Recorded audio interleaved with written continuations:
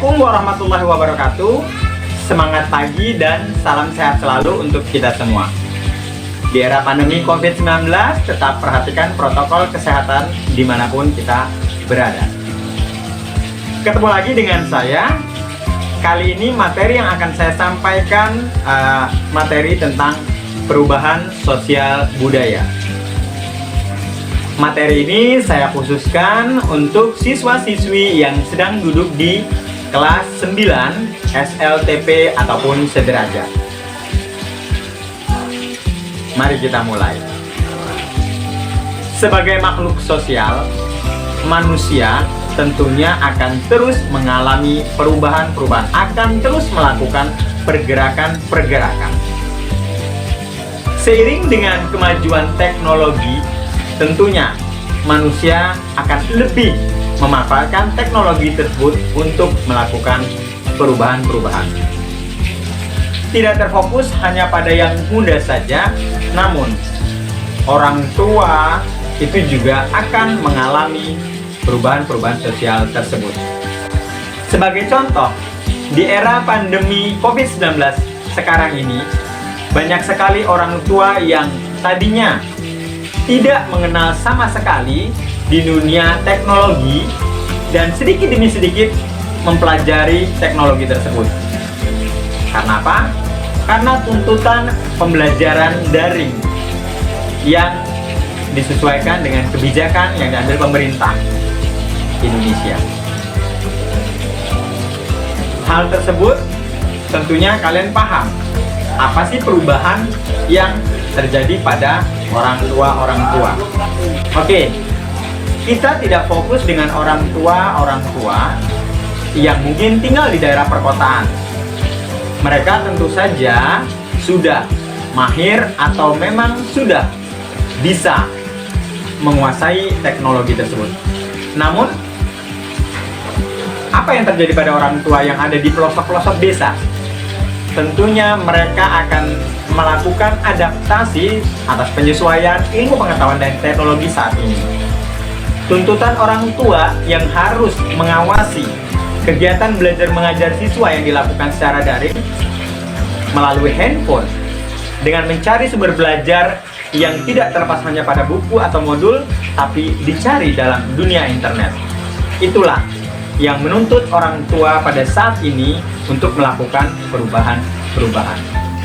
Nah, sekarang kita perlu tahu apa itu perubahan sosial.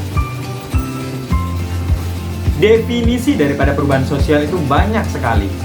Berbagai para ahli mengeluarkan definisi masing-masing. Inti daripada perubahan sosial yaitu perubahan tatanan dan struktur pada masyarakat atau pada kehidupan masyarakat yang mempengaruhi sistem sosialnya. Itu inti daripada perubahan sosial. Mungkin dengan menyimak informasi selanjutnya kalian akan lebih paham. Saya juga akan mengungkap satu pengertian, yaitu menurut salah satu pakar, yaitu Bapak Selo Soemardjan.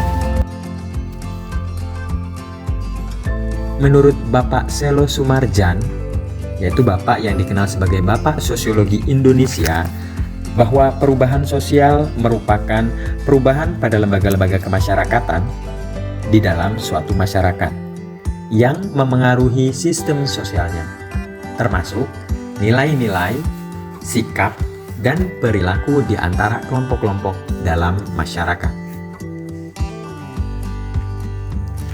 Macam-macam perubahan sosial. Yang pertama, berdasarkan waktu. Berdasarkan waktu, macam perubahan sosial dibagi menjadi dua. Yang pertama, perubahan sosial lambat atau dikenal dengan istilah evolusi. Perubahan evolusi membutuhkan waktu lama untuk terjadi, karena harus melalui tahapan-tahapan dari sederhana menjadi lebih maju. Contohnya yang terjadi pada suku anak dalam atau suku Kubu di Jambi.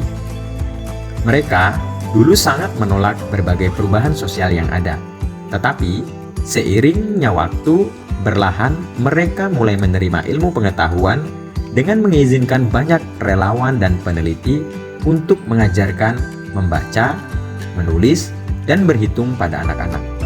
Meski demikian, sampai hari ini mereka masih mematuhi hukum adatnya. Sedangkan yang kedua yaitu perubahan sosial yang cepat atau dikenal dengan istilah revolusi. Revolusi adalah sebutan bagi perubahan yang berlangsung dengan sangat cepat.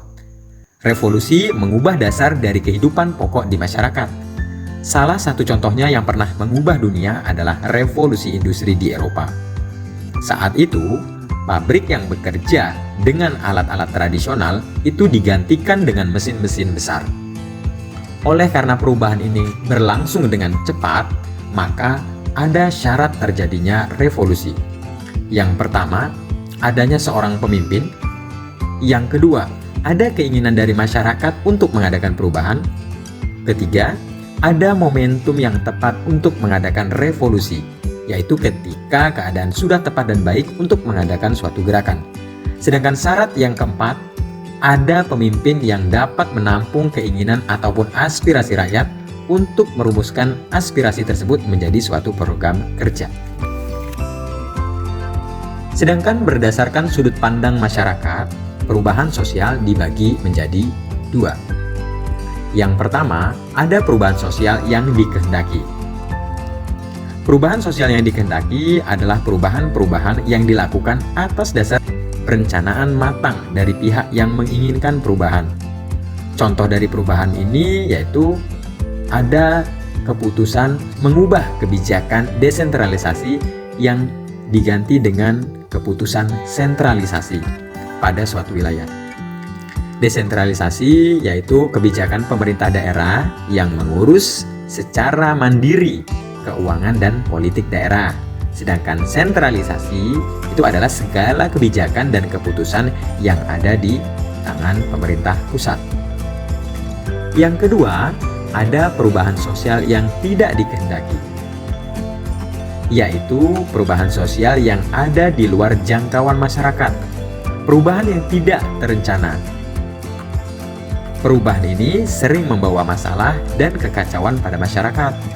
Contohnya yaitu realokasi seluruh masyarakat suku Anak Dalam di Jambi dan Riau karena kebakaran hutan Sumatera Utara yang diakibatkan oleh penggundulan hutan dan pembakaran hutan dilakukan dengan sengaja.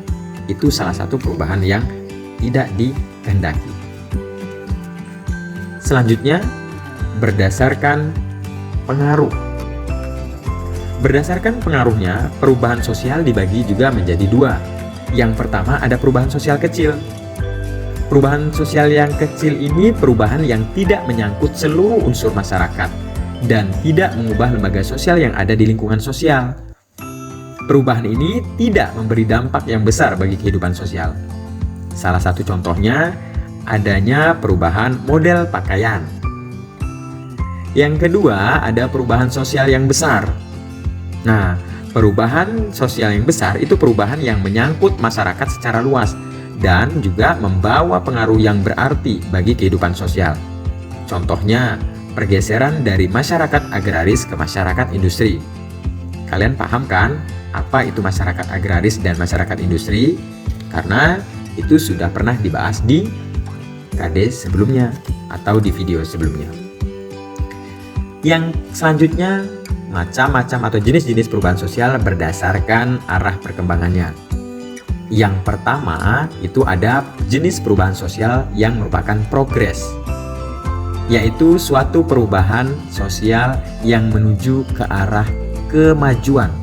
Maksudnya lebih maju ya, sehingga memberikan keuntungan bagi kehidupan masyarakat. Contohnya, meningkatnya pembangunan listrik hingga ke pelosok desa, semakin canggih dan berkembangnya teknologi, dan lain sebagainya. Sedangkan yang kedua, ada perubahan sosial regres. Regres yaitu suatu perubahan sosial yang menuju ke arah kemunduran. Kebalikan dari progres ya.